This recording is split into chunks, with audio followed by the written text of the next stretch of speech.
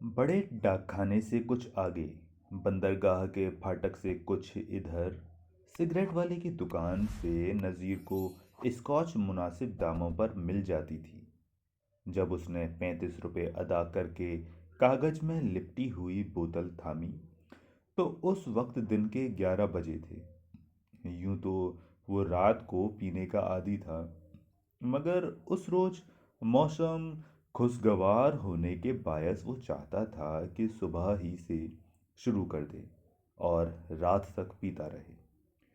बोतल हाथ में पकड़ वो बहुत खुश खुश घर की तरफ रवाना हुआ। उसका इरादा था कि वो बोरी बंदर के स्टैंड से टैक्सी पकड़ेगा, एक पैग टैक्सी में बैठकर पिएगा और हल्के हल्के सुरूर में घर पहुंच जाएगा। बीवी पीने से मना करेगी तो वो कहेगा, देखो मौसम कितना अच्छा है।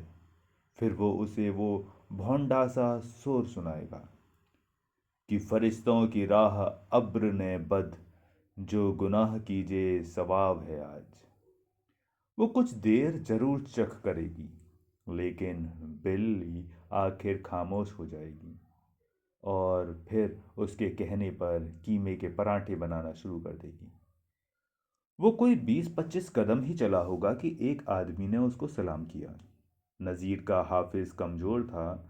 उसने सलाम करने वाले आदमी को ना पहचाना, लेकिन उस पर वो ये जाहिर न किया कि वो उसको नहीं जानता। बड़े अखलाक से उसने कहा, क्यों भाई, कहाँ होते हो, कभी नज़र ही नहीं आए। उस आदमी ने मुस्कुराकर कहा, हुजूर मैं तो यहीं होता हूँ, आप ही कभी तशरीफ नहीं लाए। नज़ीर ने उस आदमी को फिर भी न पहचाना। मैं तो अब तशरीफ ले आया हूँ, तो चलिए मेरे साथ। नज़ीर उस वक्त बड़े अच्छे मूड में था। चलो। उस आदमी ने नज़ीर के हाथ में बोतल देखी और मानीखेज तरीके पर मुस्कुराया। बाकी सामान तो आपके पास है। नज़ीर ने फौरन ही जान लिया कि वो आदमी दलाल है। तुम्हारा नाम क्या है? करीम। आप भूल गए थे। नज़ीर को याद आया कि उसकी शादी से पहले करीम उसके लिए अच्छी अच्छी लड़कियां लाता था। बड़ा ईमानदार दलाल था वो करीम। उसने गौर से देखा तो सूरत जानी पहचानी मालूम हुई। फिर पिछले तमाम वाक़ियात उसके जहन में भर आए। उसने करीम से माजरत चाही, यार मैं तुम्हें पहचान नहीं सका था। मेरा ख्याल है गालिबन 6 बरस हो गए हैं तुमसे मिले हुए। जी हाँ।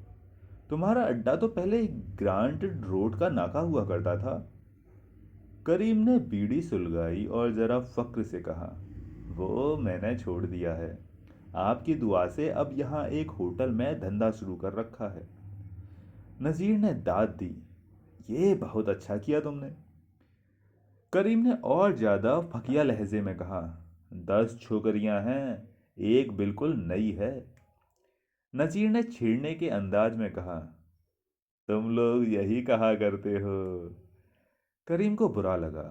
कसम कुरान की, मैंने कभी झूठ नहीं बोला। सुअर खाऊं अगर वो छोकरी बिल्कुल नई ना हो। फिर उसने अपनी आवाज धीमी की और नज़ीर के कान के साथ मुंह लगाकर कहा, 8 दिन हुए हैं जब पहला पैसेंजर आया था। झूठ बोलूं तो मेरा मुंह काला हो। नज़ीर ने पूछा, कुंवारी थी? जी हाँ, 200 रुपये लिए थे उस मैनेजर से। नज़ीर ने करीम की पसलियों में एक ठोका दिया, तुम तो यही भाव पक्का करने लगे। करीम को नज़ीर की बात फिर बुरी लगी। कसम कुरान की, सुअर हो जो आपसे भाव करे। आप तशरीफ़ ले चलिए, आप जो भी देंगे मुझे कबूल होगा। करीम ने आपका बहुत नमक खाया है। नज़ीर की जेब में उस वक्त 450 रुपये थे। मौसम अच्छा था, मूड भी अच्छा था। उसके जी में आया कि वो 6 बरस पीछे के ज़माने में चला जाए। वो बिन पिए मसरूर था। चलो यार, आज फिर तमाम अय्याशियाँ हो जाएं, लेकिन एक और बोतल का बंदोबस्त होना चाहिए। करीम ने पूछा, आप कितने में लाए हैं ये बोतल? 35 रुपये में। कौन सी ब्रांड है? Johnnie Walker. करीम ने छाती पर हाथ मारकर कहा, मैं आपको 30 में ला दूंगा। नजीर ने 10-10 के 3 नोट निकाले और करीम के हवाले कर दिए। नेकी और पूछ पूछ, ये लो। मुझे होटल में बिठाकर तुम पहला काम यही करना। तुम जानते हो, मैं ऐसे मौके पर अकेले नहीं पिया करता। करीम मुस्कुराया। और आपको याद होगा, मैं 1.5 पैग से ज़्यादा नहीं पिया करता। नज़ीर को याद आ गया कि करीम 6 बरस पहले सिर्फ 1.5 पैग पिया करता था। वो मुस्कुराया। आज 2 हो जाएं? जी नहीं, 1.5 से ज़्यादा एक कतरा भी नहीं। करीम एक 3rd क्लास बिल्डिंग के पास ठहर गया, जिसके एक छोटे से कोने में मैले बोर्ड पर लिखा था, मैरीना होटल। नाम खूबसूरत था, मगर इमारत निहायत ही गलीज थी। सीढ़ियाँ शिकस्ता। ग्राउंड फ्लोर पर सूदखोर पठान बड़ी बड़ी शलवारें पहने खाटों पर लेटे हुए थे। पहली मंजिल पर क्रिश्चियन आया लोग नजर आ रही थी, और दूसरी मंजिल पर जहाज़ों के बेशुमार खलासी। तीसरी मंजिल मेरीना होटल थी, और चौथी मंजिल पर कोने का एक कमरा करीम के पास था, जिसमें कई लड़कियां मुर्गियों की तरह अपने दड़बे में बैठी हुई थीं। करीम ने होटल के मालिक से चाबी मंगवाई और तीसरी मंजिल का एक बड़ा लेकिन बेहंगम सा कमरा खोला, जिसमें लोहे की एक चारपाई, एक कुर्सी और एक तिपाई पड़ी थी। 3 अतराफ से ये कमरा खुला था। बेशुमार खिड़कियां थीं, जिनके शीशे टूटे हुए थे। और कुछ था या नहीं, हाँ, हवा बहुत ही इफरात थी। करीम ने आराम कुर्सी, जो बेहद मैली थी, एक कुर्सी से भी ज़्यादा मैले कपड़े से साफ की और नज़ीर से कहा, तशरीफ़ रखिए, लेकिन अर्ज़ यह है कि इस कमरे का किराया 10 रुपये होगा। अब नज़ीर ने कमरे को गौर से देखा। 10 रुपये ज़्यादा है यार। करीम ने कहा, बहुत ज़्यादा है, लेकिन क्या किया जाए। साला होटल का मालिक बनिया है, 1 पैसा कम नहीं करता। और नज़ीर साहब, शौक मौज करने वाले भी कम ज़्यादा की परवाह नहीं करते। नज़ीर ने कुछ सोचकर कहा, तुम ठीक कहते हो, किराया पेशगी दे दूं? जी नहीं, आप पहले छोकरी तो देख लीजिए। ये कहकर वो कमरे से निकल गया। थोड़ी देर के बाद वो वापस आया तो उसके साथ एक निहायत ही शर्मीली सी लड़की थी। घरेलू किस्म की हिंदू लड़की, जो सफ़ेद धोती बांधे हुए थी। उम्र 14 बरस के लगभग होगी। वो खुश शक्ल तो नहीं थी, लेकिन भोली भाली थी। करीम ने लड़की से कहा, बैठ जाओ, ये साहब मेरे दोस्त हैं, बिल्कुल अपने आदमी हैं। लड़की नजरें नीचे किए हुए लोहे की चारपाई पर बैठ गई। अपना इत्मीनान कर लीजिए नज़ीर साहब, मैं गिलास और सोडा लाता हूँ। करीम चला गया तो नज़ीर आराम कुर्सी पर से उठकर लड़की के पास बैठ गया, और उसने अपने 6 बरस पहले के अंदाज में पूछा, आपका नाम? लड़की ने कोई जवाब न दिया। नज़ीर ने ज़रा सरक कर उसके हाथ पकड़े और फिर पूछा, आपका नाम क्या है जनाब? लड़की ने हाथ छुड़ाकर कहा, शकुंतला। नज़ीर को वो शकुंतला याद आ गई, जिस पर राजा दुष्यंत आशिक हुआ था। मेरा नाम दुष्यंत है, वो मुकम्मल अय्यासी पर तुला हुआ था। लड़की ने उसकी बात सुनी और मुस्कुरा दी। इतने में करीम आ गया। उसने नज़ीर को सोडे की 4 बोतलें दिखाईं, जो ठंडी होने के बायस पसीना छोड़ रही थीं। मुझे याद है कि आप रोजर्स का सोडा पसंद करते थे। मैं रोजर्स की ही का बर्फ में लगा हुआ सोडा लेकर आया हूँ। नज़ीर खुश हो गया। तुम कमाल करते हो करीम। फिर वो लड़की से मुखातिब हुआ, जनाब, आप भी शौक फरमाएंगी? लड़की ने कुछ न कहा। करीम ने जवाब दिया, नज़ीर साहब, ये नहीं पीती।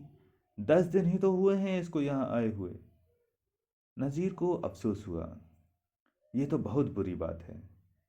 करीम ने जॉनी वॉकर की बोतल खोलकर नज़ीर के लिए एक बड़ा पैक बनाया और आंख मारकर कहा, आप राज़ी कर लीजिए इसे। नज़ीर ने एक ही जुरसे में गिलास खाली कर डाला। करीम ने अपना पैक पिया तो फौरन ही उसकी आवाज़ नशा आलूद हो गई। ज़रा झूम कर उसने नज़ीर से पूछा, छोकरी तो पसंद है ना आपको? नज़ीर ने सोचा कि लड़की उसे पसंद है या नहीं, लेकिन वो कोई फैसला न कर सका। उसने शकुंतला की तरफ गौर से देखा। अगर उसका नाम शकुंतला न होता तो बहुत मुमकिन है वो उसे पसंद कर लेता। वो शकुंतला जिस पर राजा दुष्यंत शिकार खेलते खेलते आशिक हो गया था, बहुत ही खूबसूरत थी। कम से कम किताबों में तो यही दर्ज था कि वो चंद अफ्ताब चंद महताब थी, आह चश्म थी। उसने फिर शकुंतला की तरफ देखा। उसकी आंखें बुरी नहीं थीं, वो आहुचश्म भी नहीं थी, लेकिन उसकी अपनी आंखें थीं, काली काली और बड़ी बड़ी। उसने और कुछ न सोचा और करीम से कहा, बोलो, मामला कहाँ तय होता है? करीम ने गिलास में अपने लिए आधा पैग और उड़ेला और कहा, 100 रुपये। नज़ीर ने फिर कुछ सोचकर कहा, ठीक है। करीम ने अपना आधा पैक पिया और खिसक लिया। नज़ीर ने उठकर दरवाज़ा बंद कर लिया। वो शकुंतला के पास बैठा तो वो घबरा सी गई। उसने प्यार लेना चाहा तो वो खड़ी हो गई। नज़ीर को शकुंतला की ये हरकत नागवार महसूस हुई, लेकिन उसने फिर कोशिश की। बाजू से पकड़कर उसने शकुंतला को अपने पास बिठाया और ज़बरदस्ती चूमा। बड़ा ही बेकैफ सिलसिला था, लेकिन जानी वॉकर का नशा अच्छा था। उसको अफसोस हुआ कि इतनी महंगी चीज़ अच्छे नशे के बावजूद बेकार जा रही है। शकुंतला बिल्कुल अल्हड़ थी। उसको ऐसे मामलों के आदाब की कोई वाकफियत नहीं नहीं थी। नज़ीर एक अनाड़ी तैराक के साथ इधर उधर बेकार हाथ पांव मार रहा था। आखिर वो उकता गया। दरवाज़ा खोलकर उसने करीम को आवाज़ दी। करीम लपकता हुआ आया। क्या बात है नज़ीर साहब? नज़ीर ने बड़ी नाउम्मीदी से कहा, कुछ नहीं यार, ये छोकरी अपने काम की ही नहीं है। क्यों? कुछ समझती ही नहीं। करीम ने शकुंतला को एक तरफ ले जाकर बहुत समझाया, मगर वो कुछ न समझ सकी और शर्माती लजाती धोती संभालती कमरे से बाहर निकल गई। करीम ने कहा, मैं अभी हाजिर होता हूँ। नज़ीर ने उसको रोका, जाने दो यार, कोई और छोकरी ले आओ। यकायक उसने कुछ और सोच लिया। वो रुपए जो मैंने तुम्हें दिए थे, उनकी एक जानी वॉकर ले आओ और शकुंतला के अलावा जितनी लड़कियां इस वक्त मौजूद हैं उन सबको यहाँ भेज दो। मेरा मतलब है वो लड़कियां जो पीती हैं। आज कोई और सिलसिला नहीं होगा, मैं बस बातें करूँगा। करीम बहुत अच्छी तरह से नज़ीर को समझता था। उसने 4 लड़कियां कमरे में भेज दीं। नज़ीर ने चारों लड़कियों को सरसरी नज़र से देखा। वो फैसला कर चुका था कि अब प्रोग्राम सिर्फ पीने का होगा। उसने लड़कियों के लिए गिलास मंगवाए और उनके साथ पीना शुरू कर दी। होटल से दोपहर का खाना मंगवा कर उन लड़कियों के साथ खाना खाया और शाम के 6 बजे तक बातें करता रहा। बड़ी फिजूल किस्म की बातें। वो खुश था कि जो कोफ्त शकुंतला ने पैदा की थी दूर हो गई है। जॉनी वॉकर की एक बोतल आधी बच गई थी। उसे वो साथ लेकर घर चला गया। 15 रोज के बाद फिर मौसम की वजह से उसका जी चाहा कि सारा दिन पीता रहे। सिगरेट वाले की दुकान से जॉनी वॉकर खरीदने के बजाय उसने सोचा, क्यों ना करीम से मिला जाए, वो 30 में ले देगा। वो मैरीना होटल पहुंचा। इत्तेफाक से करीम मौजूद था। करीम ने मिलते ही बहुत हौले से कहा, नजीर साहब, शकुंतला की बड़ी बहन आई है। आज ही सुबह की गाड़ी से पहुंची है। बहुत हटीली है, मगर आप उसको जरूर राजी कर लेंगे। नज़ीर कुछ न सोच सका। फिर उसने अपने दिल में कहा, चलो देख लो। उसने करीम से कहा, यार पहले तुम जॉनी वॉकर ले आओ। उसने जेब में से 30 रुपये निकालकर करीम को दे दिए। करीम ने नोट लेकर नज़ीर से कहा, मैं बोतल ले आता हूँ, आप अंदर कमरे में बैठिए। नज़ीर के पास सिर्फ 10 रुपये बाकी बचे थे, लेकिन वो कमरा खुलवा कर बैठ गया। उसने सोचा था कि जॉनी वॉकर लेकर एक नज़र शकुंतला की बहन को देखकर वो चल देगा और जाते वक्त 2 रुपये करीम को दे देगा। तीन तरफ के खुले हुए हवादार कमरे में निहायत ही मैली आराम कुर्सी पर बैठकर उसने सिगरेट सुलगाया और टांगें फैला दी। थोड़ी देर के बाद आहट हुई और करीम दाखिल हुआ। उसने नज़ीर के कान के साथ मुंह लगाकर हौले से कहा, नज़ीर साहब आ रही है, लेकिन आप ही राम कीजिएगा उसे। ये कहकर वो चला गया। 5-7 मिनट के बाद एक लड़की, जिसकी शक्लो सूरत करीब करीब शकुंतला से मिलती थी, तेवरी चढ़ाए शकुंतला के से अंदाज में सफ़ेद धोती पहने कमरे में दाखिल हुई। बड़ी बेपरवाही से उसने माथे के करीब हाथ ले जाकर नज़ीर को आदाब कहा और लोहे के पलंग पर बैठ गई। नज़ीर ने यूं महसूस किया जैसे वो उससे लड़ने आई है। 6 बरस पीछे के ज़माने से डुबकी लगाकर उसने पूछा, आप शकुंतला की बहन हैं? उसने बड़े तीखे और खफगी आमेज लहजे में कहा, जी हाँ, जी हाँ। नज़ीर खामोश हो गया। उसने उस लड़की को, जिसकी उम्र शकुंतला से गालिबन 3 बरस बड़ी थी, बड़े गौर से देखा।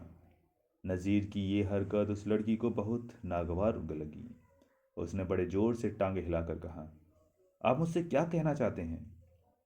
नज़ीर अपने होठों पर 6 बरस पीछे की मुस्कुराहट ले आया। जनाब, आप इस कदर नाराज क्यों हैं? वो बरस ही तो पड़ी, मैं नाराज क्यों ना हूँ? ये आपका करीम मेरी बहन को जयपुर से उड़ा लाया है। बताइए आप, मेरा खून नहीं खोलेगा? मुझे मालूम हुआ है मेरी बहन आपको भी पेश की गई थी। नज़ीर की ज़िंदगी में ऐसा मामला कभी नहीं हुआ था। कुछ देर सोचकर उसने बड़े खुलूस के साथ उस लड़की से कहा, शकुंतला को देखते ही मैंने सोच लिया था कि वो मेरे काम की नहीं है। वो बहुत अल्हड़ है। मुझे ऐसी लड़कियां पसंद नहीं। आप शायद बुरा माने, लेकिन ये हकीकत है कि मैं उन औरतों को पसंद करता हूँ जो मर्द की ज़रूरियात को समझती हैं। वो खामोश रही। नज़ीर ने पूछा, आपका नाम?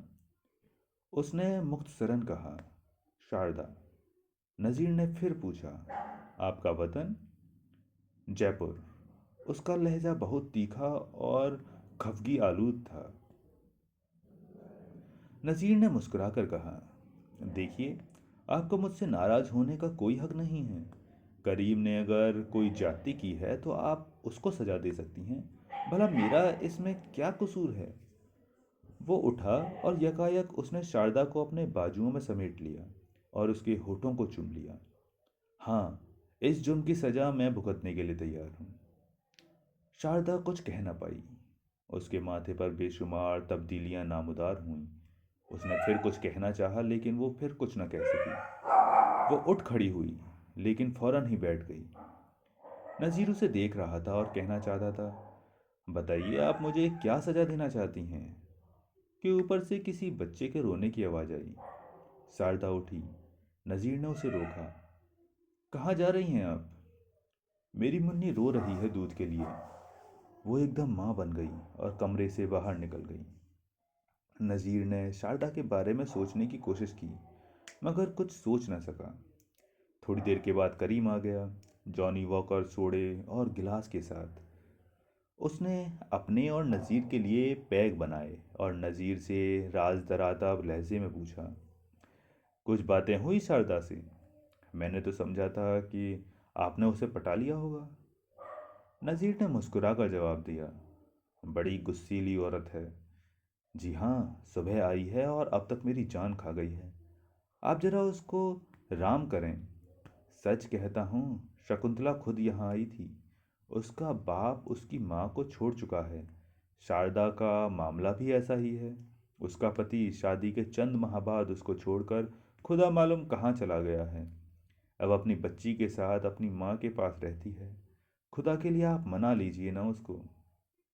नज़ीर ने कहा, इसमें मनाने की क्या बात है? करीम ने आंख मारी।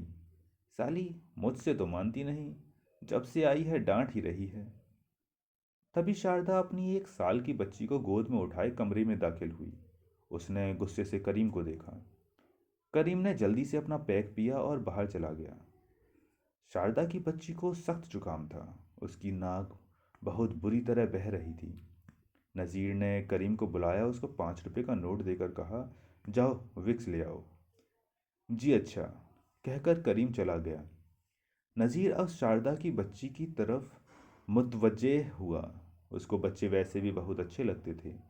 बच्ची खुश शक्ल तो नहीं थी, लेकिन कमसिनी के बायस दिलकश थी। उसने बच्ची को गोद में ले लिया और जिसे उसकी माँ न सुला सकी थी, उसके बालों में हौले हौले उंगलियां फेरकर उसे सुला दिया और शारदा से कहा, मुन्नी की माँ तो मैं हूँ। शारदा पहली बार मुस्कुराई। लाइए, मैं मुन्नी को ऊपर छोड़ाऊं। चंद ही मिनट के बाद वो लौट आई। उसके चेहरे पर गुस्से के आसार नहीं थे। नज़ीर उठा और शारदा के पास बैठ गया। थोड़ी देर वो खामोश रहा। फिर उसने कहा कि आप मुझे अपना पति बनने की इजाज़त दे सकती हैं। और शारदा के जवाब का इंतज़ार किए बगैर उसने शारदा को अपने सीने से लगा लिया। शारदा ने गुस्से का कोई इजहार न किया। नज़ीर ने कहा, जवाब दीजिए जनाब। शारदा खामोश रही। नज़ीर ने एक पैग बनाया तो शारदा ने नाक सिकोड़ कर कहा, मुझे इस चीज़ से बड़ी नफरत है। नज़ीर ने पैग में सोडा डाल दिया और कहा, आपको इस चीज़ से बड़ी नफरत है, लेकिन क्यों? शारदा ने मुख्तसर सा जवाब दिया, बस है तो आज से ना रहेगी। ये लीजिए। उसने गिलास शारदा की तरफ बढ़ा दिया। मैं हरगिज़ नहीं पीऊंगी। मैं कहता हूँ तुम हरगिज़ इनकार नहीं करोगी। शारदा ने गिलास थाम लिया। थोड़ी देर तक वो गिलास को अजीब निगाहों से देखती रही। फिर उसने मजलूमाना निगाहों से नज़ीर की तरफ देखा और बाएं हाथ से नाक बंद करके सारा गिलास घटाघट पी गई। उसका जी जरा भी न था, मगर उसने जब्त कर लिया। फिर उसने धोती के पल्लू से अपनी भीगी आंखें पोंछकर कहा, ये पहली और आखिरी बार है, लेकिन मैंने क्यों पी है? नज़ीर ने उसके होठ चूम लिए और कहा, ये मत पूछो। फिर उसने उठकर दरवाज़ा बंद कर दिया। शाम को 7 बजे के करीब नज़ीर ने दरवाज़ा खोला। सामने करीम खड़ा था। शारदा नज़रें झुकाए ऊपर चली गई। करीम बहुत खुश था। उसने नज़ीर से कहा, आपने कमाल कर दिया। आप 100 नहीं, सिर्फ 50 दे दीजिए। नज़ीर बेहद मुतमईन था, इस कदर मुतमईन कि वो गुज़िश्ता तमाम औरतों को भूल चुका था। शारदा उसके जिनसी सवालात का 100% जवाब थी। उसने कहा, तुम्हें पैसे मैं कल दूंगा। होटल का किराया भी कल चुकाऊंगा। जॉनी वॉकर और विक्स के बाद अब मेरे पास सिर्फ 5 रुपए बाकी बचे हैं। करीम ने कहा, कोई वादा नहीं। मैं तो इस बात से खुश हूँ कि आपने शारदा से मामला फिट कर लिया। हुजूर, वो मेरी जान खा गई थी। अब वो शकुंतला से कुछ नहीं कह सकती। नज़ीर जाने ही वाला था कि शारदा आ गई। शारदा को देखते ही करीम खिसक गया। उसकी गोद में मुन्नी थी। नज़ीर ने मुन्नी की नन्ही नन्ही उंगलियों में 5 रुपए का नोट फंसाया तो शारदा ने ना नाक नहीं की। नज़ीर ने मुस्कुराकर कहा, ये तुम क्या कर रही हो? मैं इसका बाप हूँ। शारदा खामोश हो गई। रुपए उसने मुन्नी की उंगलियों ही में फंसे रहने दिए। चंद घंटे पहले उसके तेवर ही कुछ और थे। ऐसा लगता था कि तेज तर्रार बातों के दरिया बहा देगी, मगर अब वो बात करने से भी गुरेज कर रही थी।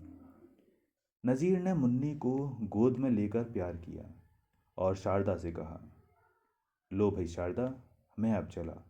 कल नहीं तो परसों ज़रूर आऊँगा। लेकिन नज़ीर दूसरे ही रोज़ मेरीना होटल पहुँच गया। शारदा के जिस्मानी खुलूस ने उस पर जादू सा कर दिया था। उसने करीम के आगे पीछे के सब रुपए दिए, जॉनी वॉकर की एक बोतल मंगवाई, अपने पसंदीदा सिगरेटों का एक डिब्बा मंगवाया और होटल के उसी 3 तरफ से खुले हवादार कमरे में शारदा के साथ बंद हो गया।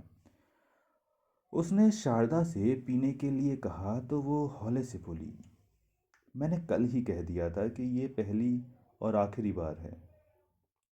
नज़ीर अकेला पीता रहा। सुबह 11 बजे से शाम के 7 बजे तक वो शारदा के साथ रहा। जब वो घर लौटा तो बेहद मुतमईन था, पहले रोज से भी ज़्यादा मुतमईन। शारदा अपनी वाजिबी सी शक्लो सूरत और कमगोई के बावजूद उसके शहवानी हवास पर छा गई थी। वो बार बार सोचता, शारदा कैसी औरत है। मैंने अपनी ज़िंदगी में ऐसी खामोश मगर जिस्मानी तौर पर ऐसी पुरगौ औरत नहीं देखी। अब उसने हर दूसरे रोज़ मेरीना होटल जाना शुरू कर दिया। उसको रुपए पैसे में कोई खास दिलचस्पी नहीं थी। वो करीम को 60 रुपए देता।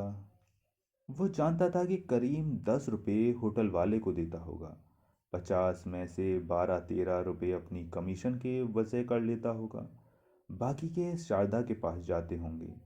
लेकिन न कभी उसने शारदा से और न कभी शारदा ने उससे रुपए पैसे की बात की।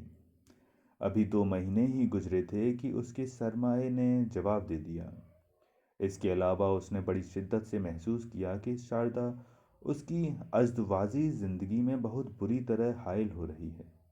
वो बीवी के साथ सोता है तो उसको एक कमी सी महसूस होती है और वो चाहने लगता है कि बिस्तर में उसकी बीवी की बजाय शारदा मौजूद हो। उसको शदीद एहसास था कि ये बुरी बात है। इसी एहसास की शिद्दत के सबब उसने कोशिश की कि शारदा से उसका सिलसिला किसी न किसी तरह ख़त्म हो जाए। एक रोज़ उसने शारदा से कहा, शारदा, मैं शादीशुदा हूँ।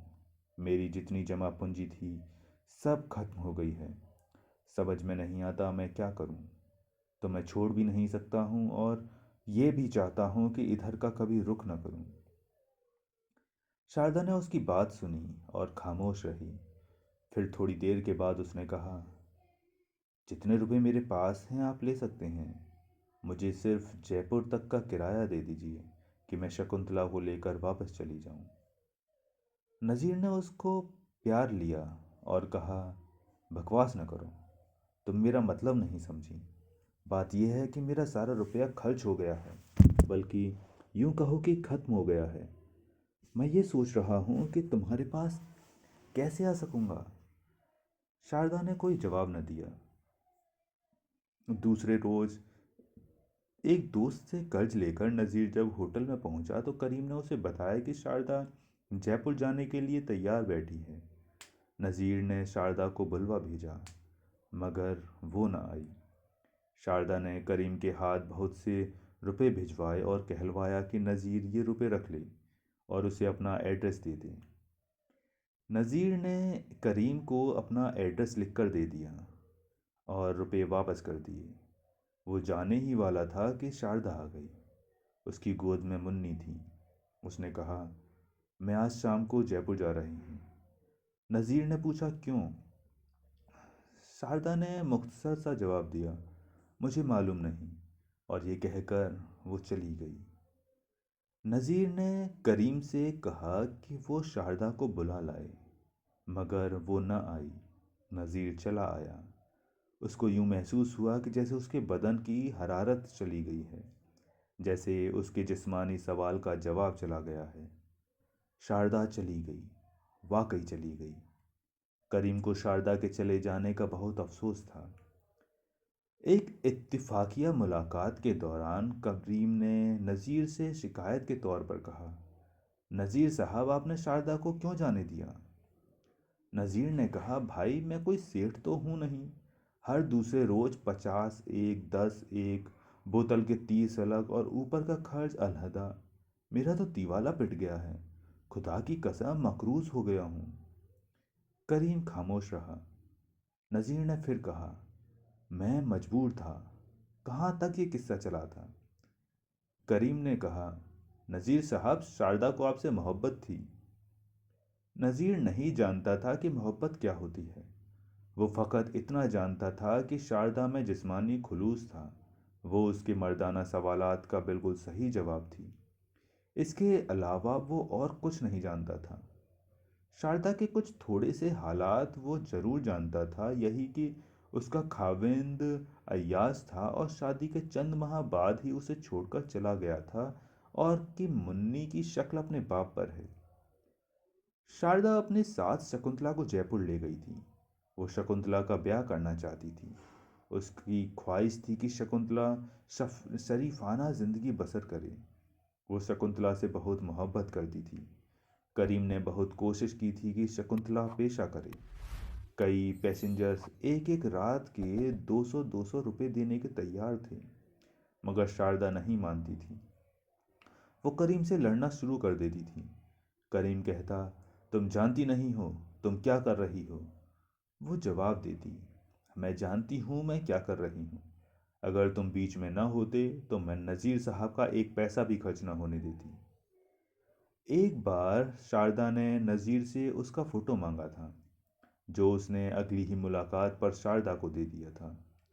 शारदा ने कभी नज़ीर से मोहब्बत का इजहार नहीं किया था।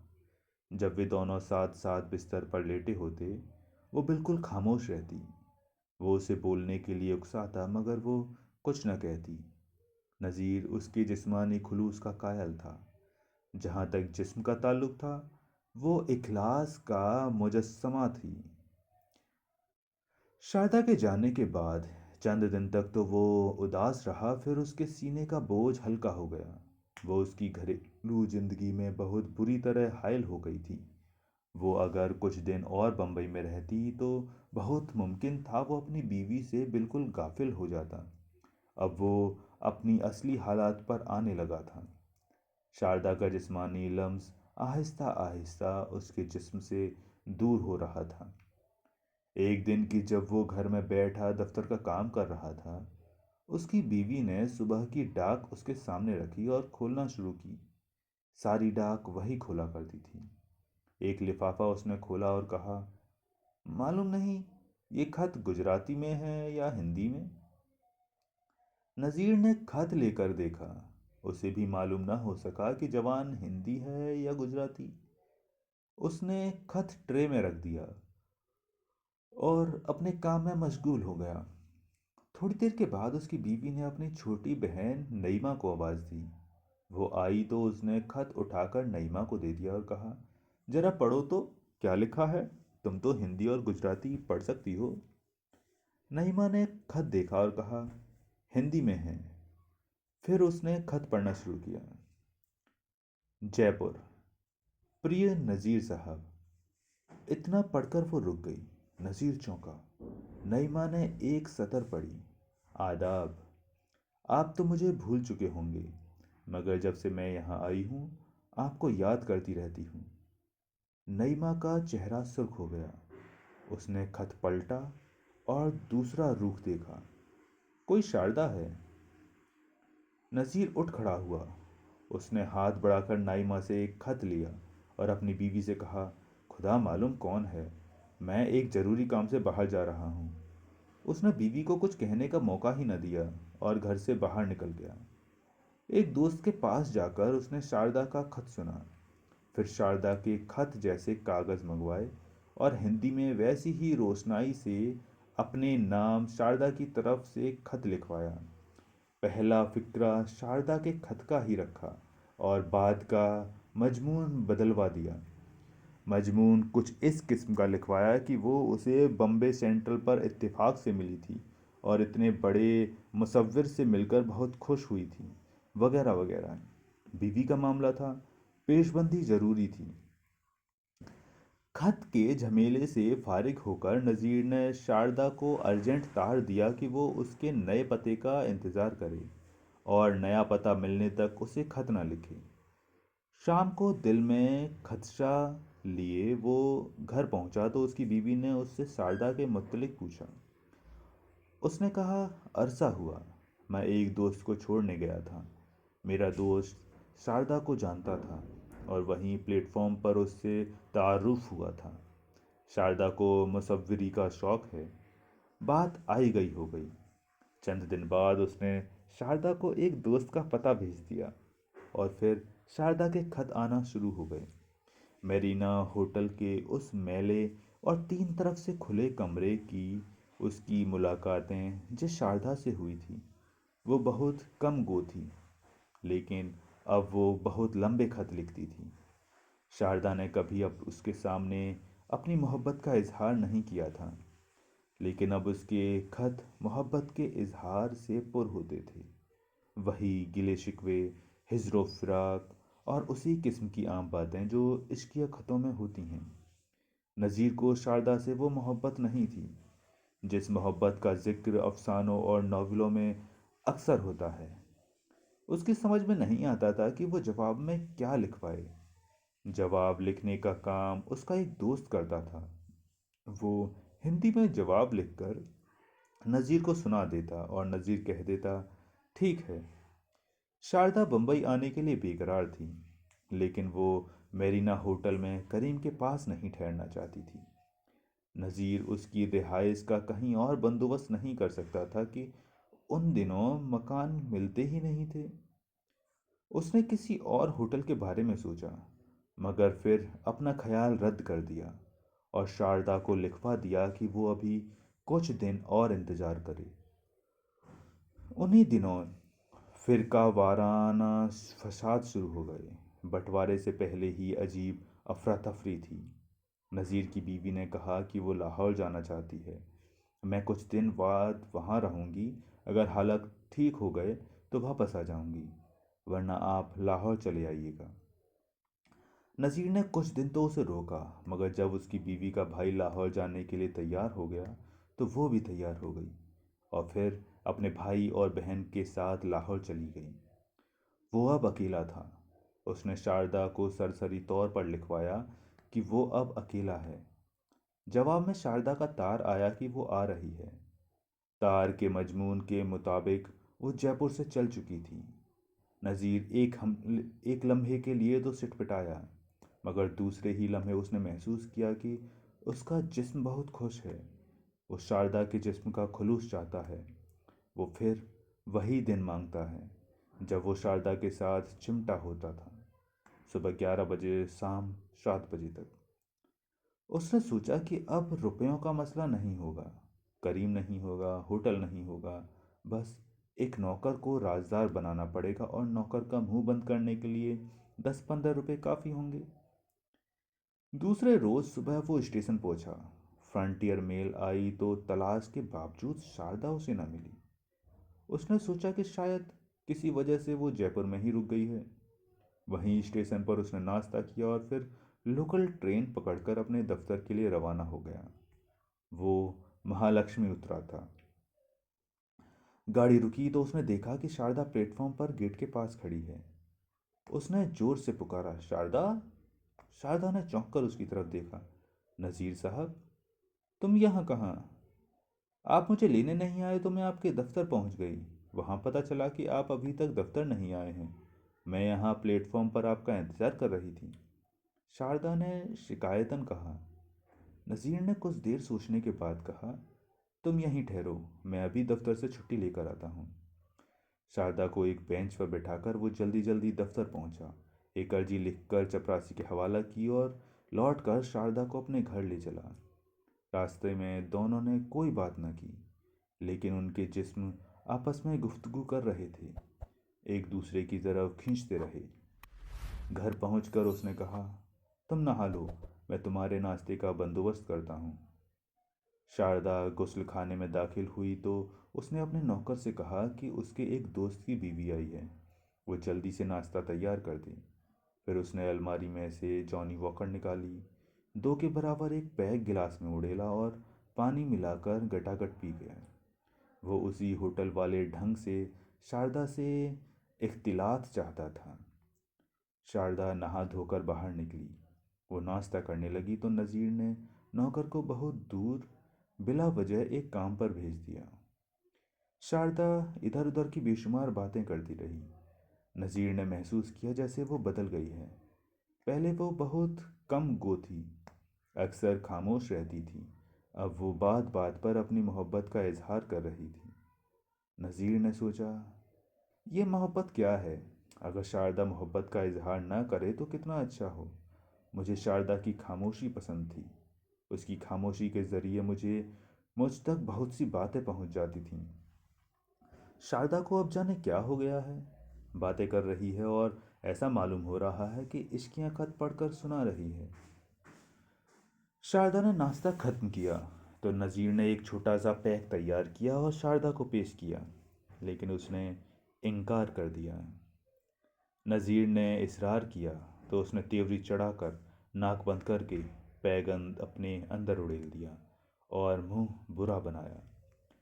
नज़ीर को अफसोस हुआ कि शारदा ने पैग क्यों पी लिया।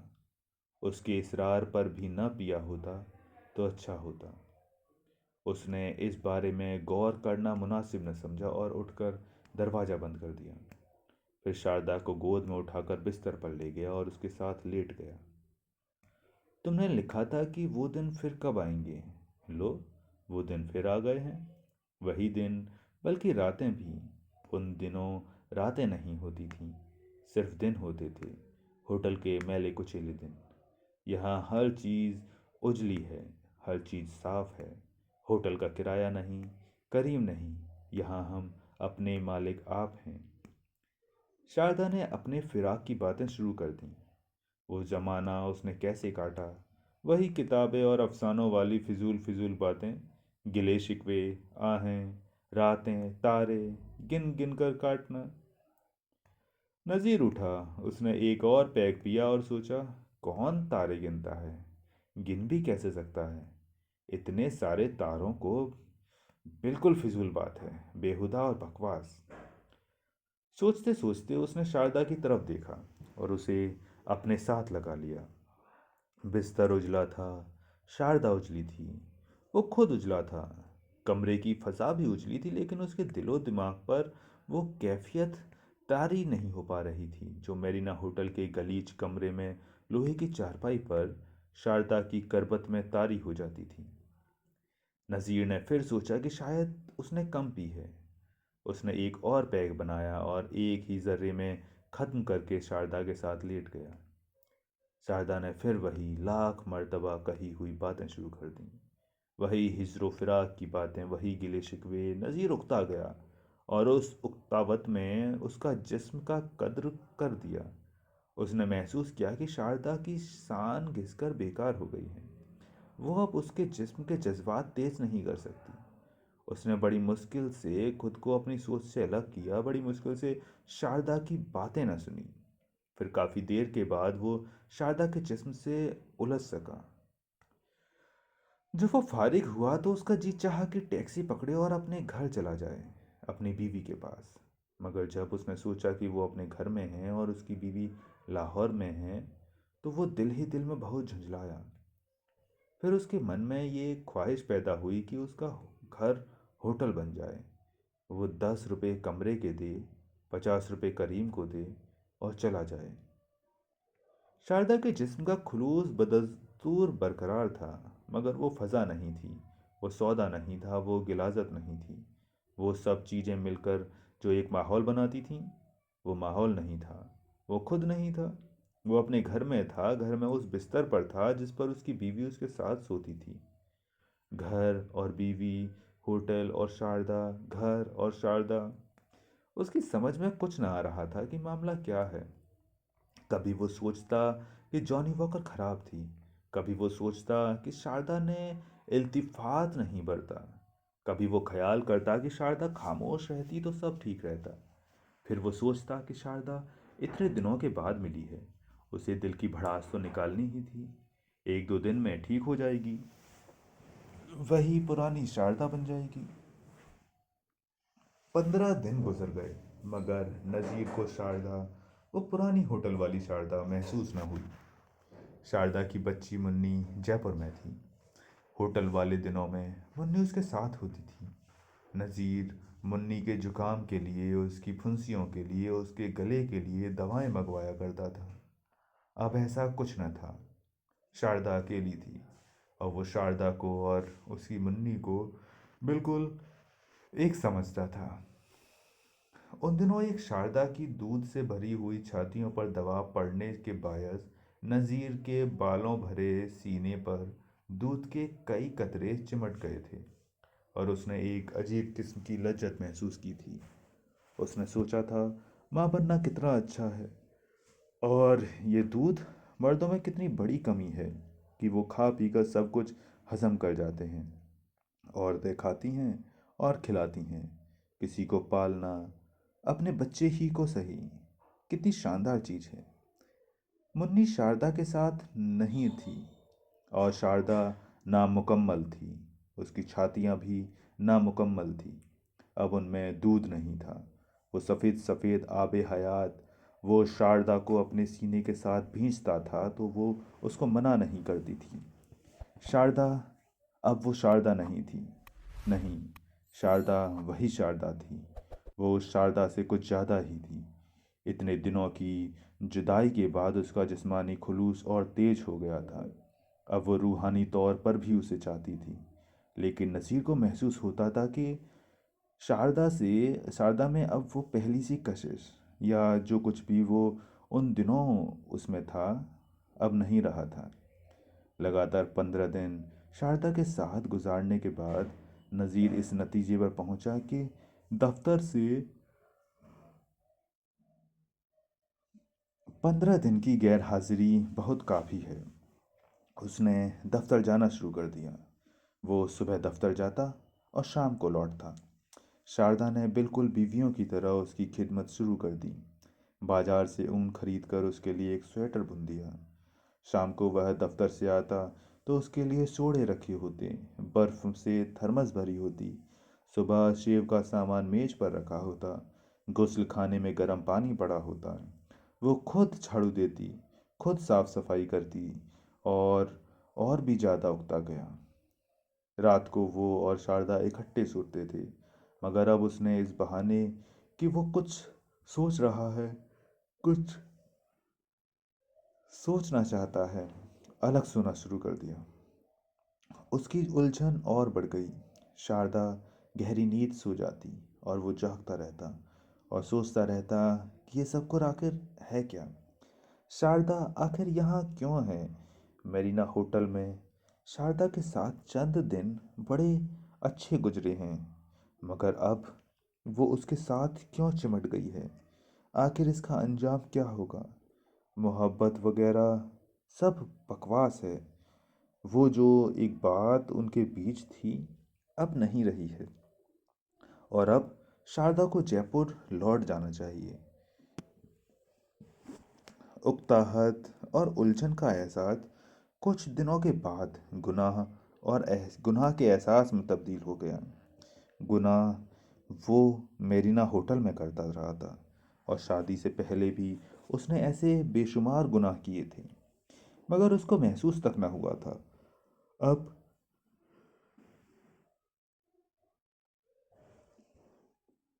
उसने बड़ी शिद्दत से महसूस करना कर दिया कि वो अपनी बीवी के साथ दगा कर रहा है। अपनी सादा लोह बीवी के साथ, जिसको उसने शारदा के खत के सिलसिले में चकमा दिया था। शारदा और भी ज़्यादा बेकशिश हो गई। वो शारदा के साथ रूखा बर्ताव करने लगा, मगर शारदा के इल्तिफात में कोई फ़र्क न आया। वो सिर्फ इतना जानती थी कि आर्टिस्ट लोग मौजी होते हैं, इसलिए वो नज़ीर की बेइल्तिफाती का गिला नहीं करती थी। पूरा एक महीना बीत गया। नज़ीर ने जब दिनों का हिसाब किया तो उसको बहुत उलझन हुई। ये औरत क्या पूरा एक महीना यहाँ इस घर में रही है।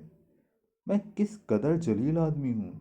जैसे इस औरत के बिना मेरी ज़िंदगी अजीरन है। मैं कितना बड़ा फ्रॉड हूँ। मैं क्यों उससे साफ साफ नहीं कह देता कि अब मुझे कोई लगाव नहीं रहा है। क्या मुझे लगाव नहीं रहा? क्या उसमें अब वो पहली सी बात नहीं रही? वो सोचता, मगर उसे कोई जवाब न मिलता। उसके जहन में एक अजीब अफरा तफरी फैली हुई थी।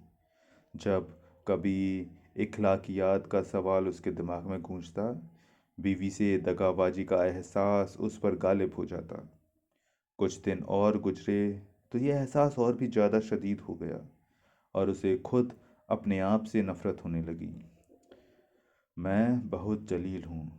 ये औरत मेरी दूसरी बीवी क्यों बन गई है? ये क्यों मेरे साथ चिपक गई है? वो जो कुछ करती है सब बनावट है। वो मुझे इस बनावट से मेरी बीवी से जुदा करना चाहती है।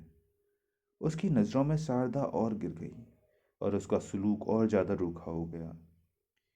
नज़ीर के रूखेपन को देखकर शारदा बहुत ज़्यादा मुलायम हो गई। उसने नज़ीर के हर आरामों आसाइश का ख्याल रखना शुरू कर दिया। नज़ीर को शारदा के रवैये से बहुत ज़्यादा उलझन होने लगी और वो शारदा से बेहद नफरत करने लगा। एक दिन उसकी जेब खाली थी।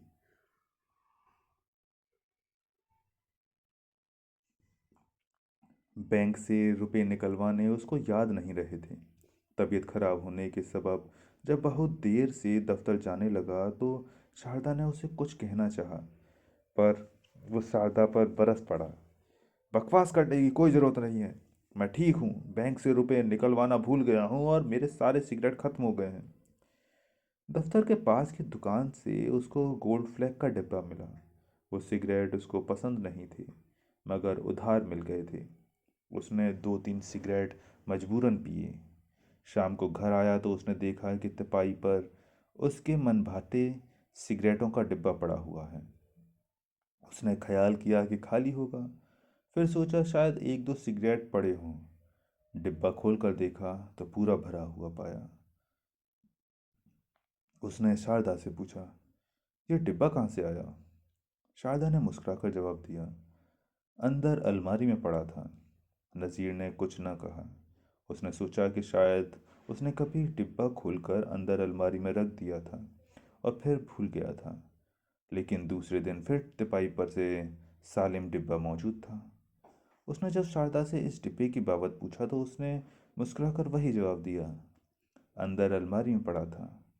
नज़ीर ने बड़े गुस्से के साथ कहा, शारदा तुम बकवास करती हो। तुम्हारी यह हरकतें मुझे पसंद नहीं। मैं अपनी चीज़ें खुद खरीद सकता हूँ। मैं भिखारी नहीं हूँ कि तुम हर रोज़ मेरे लिए सिगरेट खरीदा करो। शारदा ने बड़े प्यार से कहा, आप भूल जाते हैं इसलिए मैंने दो मर्तबा गुस्ताखी की। नज़ीर ने और ज़्यादा गुस्से से कहा, मेरा दिमाग खराब है और मुझे ये गुस्ताखी पसंद नहीं। शारदा का लहजा बहुत ही मुलायम हो गया। मैं आपसे माफ़ी मांगती हूँ। एक लहजे के लिए नज़ीर ने सोचा कि शारदा की कोई गलती नहीं है। उसे तो आगे बढ़कर शारदा का मुंह चूम लेना चाहिए कि वो उसका इतना ख्याल रखती है। लेकिन फौरन ही उसको अपनी बीवी और घर का ख्याल आ गया कि वो दगा कर रहा है। उसने शारदा से बड़े नफरत भरे लहजे में कहा, बकवास न करो। मेरा ख्याल है कि मैं कल तुम्हें यहाँ से रवाना कर दूँ। जितने रुपए तुम्हें दरकार होंगे मैं कल सुबह दे दूँगा। उसके दिल का बोझ हल्का तो हो गया, मगर उसने महसूस किया कि वो बहुत बड़ा कमीना और रजील है। शारदा ने कुछ न कहा। रात को नज़ीर की हिचकिचाहट के बावजूद शारदा उसके साथ ही सोई। वो सारी रात नज़ीर को प्यार करती रही। नज़ीर तमाम रात उलझन में रहा, मगर उसने अपनी उलझन का कोई इजहार न किया। सुबह नाश्ते में बेशुमार लजीज चीज़ें मौजूद थीं। नज़ीर ने शारदा से कोई बात न की। नाश्ते से फारिग होकर वो सीधा बैंक पहुंचा। बैंक जाने से पहले उसने शारदा से सिर्फ इतना कहा था, मैं बैंक जा रहा हूँ, थोड़ी देर में वापस आ जाऊँगा। बैंक की वो शाखा जिसमें उसका रुपया जमा था बिल्कुल नज़दीक थी। वो 200 रुपये निकाल कर फौरन ही वापस आ गया। उसने सोचा था कि वो 200 रुपये शारदा के हवाले कर देगा और टिकट वगैरह दिलवा कर उसे रुखसत कर देगा। जब वो घर पहुंचा तो उसके नौकर ने, जिसे वो इस तमाम अरसे में तब तकरीबन भूल चुका था, कहा, वो चली गई है। उसने पूछा, कहाँ? नौकर ने कहा, जी, मुझसे उन्होंने कुछ नहीं कहा। अपना ट्रक और बिस्तर वो साथ ले गई है। वो बुझे बुझे दिल के साथ अंदर कमरे में दाखिल हुआ तो उसने देखा कि तिपाई पर उसके पसंदीदा सिगरेटों का डिब्बा पड़ा है, भरा हुआ।